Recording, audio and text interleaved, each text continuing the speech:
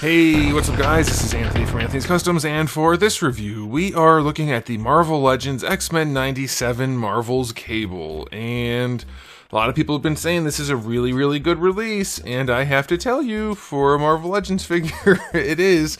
But we're going to talk about that, because have we just lowered our expectations for Hasbro so much that anything that's remotely acceptable is considered a good release? I'm curious what you guys think about that. Let's do that as a question of the day. We'll talk about it in the comment section below.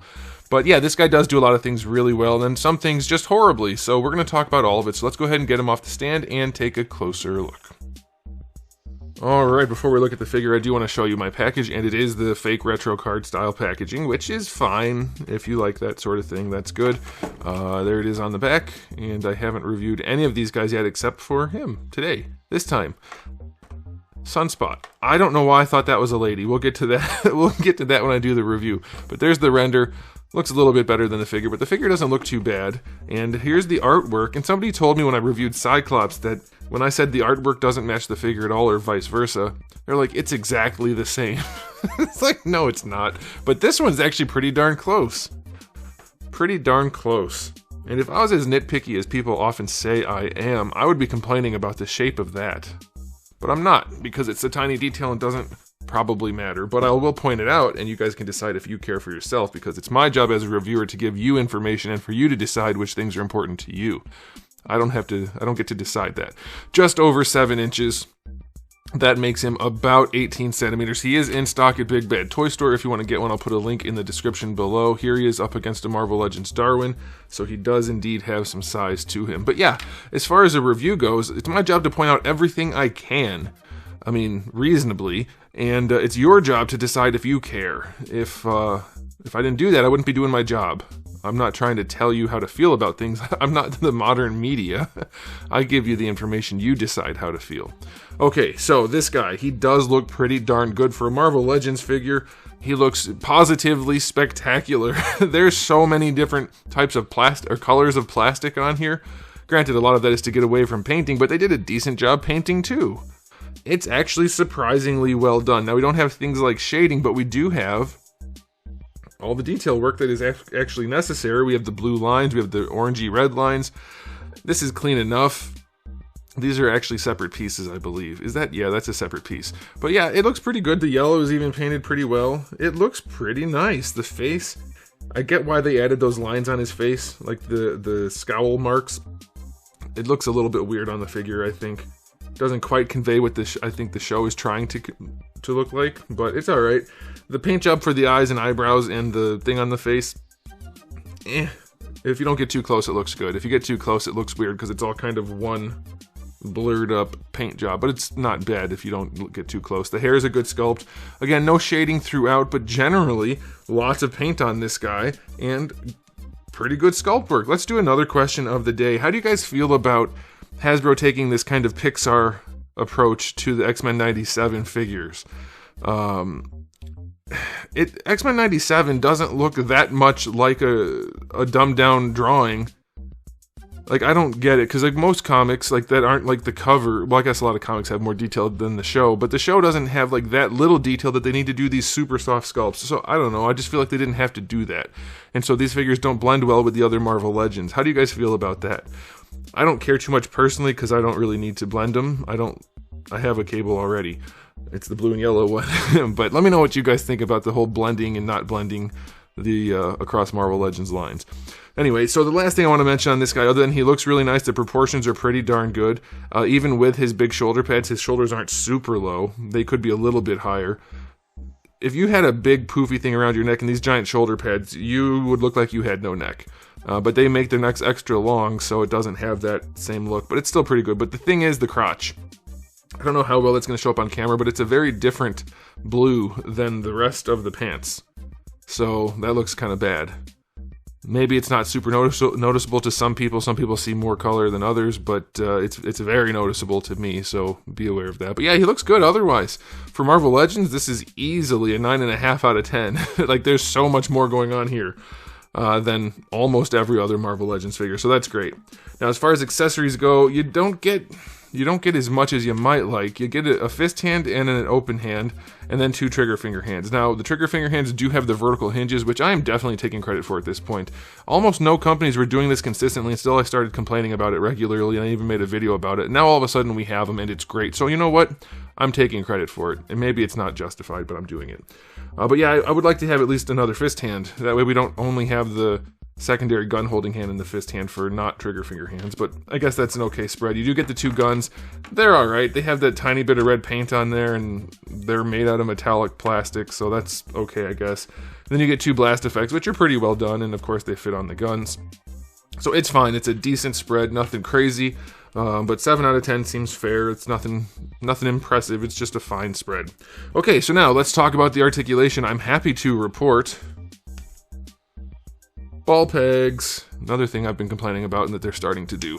Well, maybe they do listen sometimes.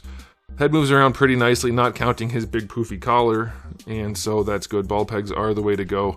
I believe the neck is on one also, but there's not a whole lot of room for it.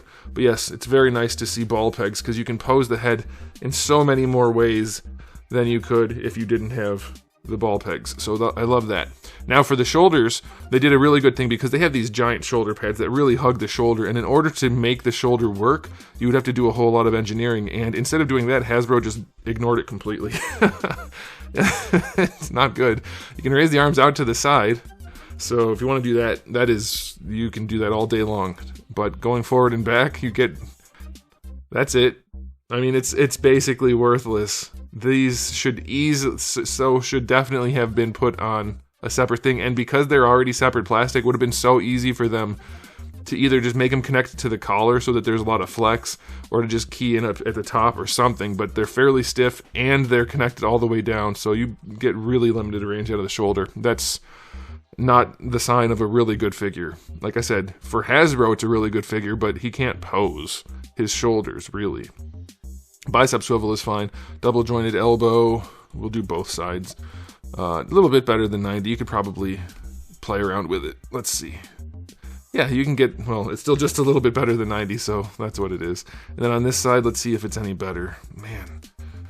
So Hasbro has both gummy, plastic, and super stiff joints at the same time. It's a really fun combination to handle. Slightly better on this side for the range, so that's good. And then for the wrists, like I said, you do get the vertical hinges, which is excellent, both for holding the guns like you're shooting them, and also as a secondary hand if you wanted to use this hand instead of this one.